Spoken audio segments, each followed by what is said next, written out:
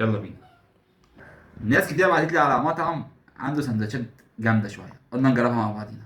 يلا بينا.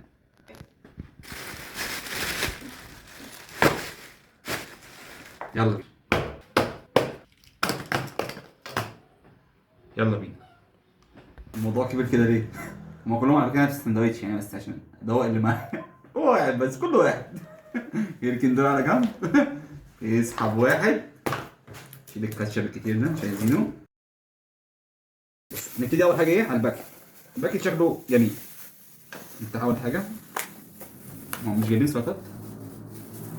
بس هو مفيش ولا طحينه ولا كولسلو ولا اي حاجه. الساندوتش لوحده. برضه هنقول على سعره، بس في الاخر نقيم السعر مع الطعم. وده شكله من فوق. احنا كده ايه عشان نشوفه بس نركز معاه. طبعا البطاطس واضحه، حاجه جميله جدا. العيش بس نطلعه كده الاول. هو الحشو واضح مش واضح. العيش طبعا باين عليه اللقمه، حاجه جميله جدا. بص الحشو من جوه عامل ازاي. مم. مم. لا حجم البرجر اصلا يعني حاجه جميله.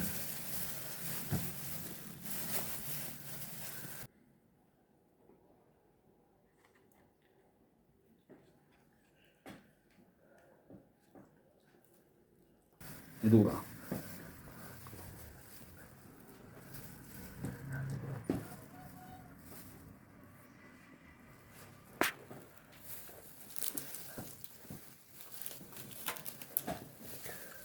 الوهله الاولى هو برجر.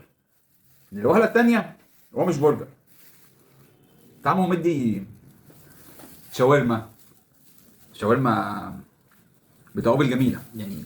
طعم التوابل. لا ثانيه ندوق تاني برضه عشان ايه.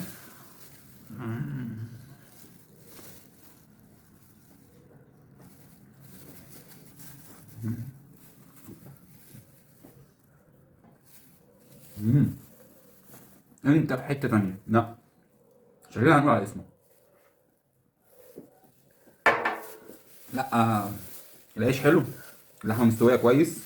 البرجرايه ذات نفسها بصوا يعني البرجرايه حلوه. والطعم احلى حاجه ان هو مش برجر تقليدي. برجر يدي على شاورما. ما تسالنيش ازاي، هو فعلا مدي على شاورما. طبعا الجبنه حلوه. لا لا تقييمه لا جميل. واللقمه حتى لقمه العيش. بص لقمه العيش عامله ازاي. التاكل.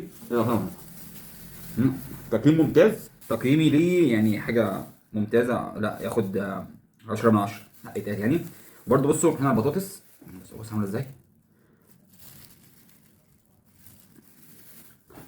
ممتازه ممتازه. دلوقتي اقدر اقول لكم على اسم المحل وانا مرتاح. ولو عجبتكم ادوني ابعتوا لي في الكومنتات عايزين تشوفوا ايه تاني. اسم المحل البيت السوري.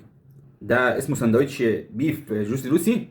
سعره 115. طبعا 115 على البرجر، على حجم البرجر والبطاطس والجبنه اللي فيه يعني مخدوم كويس.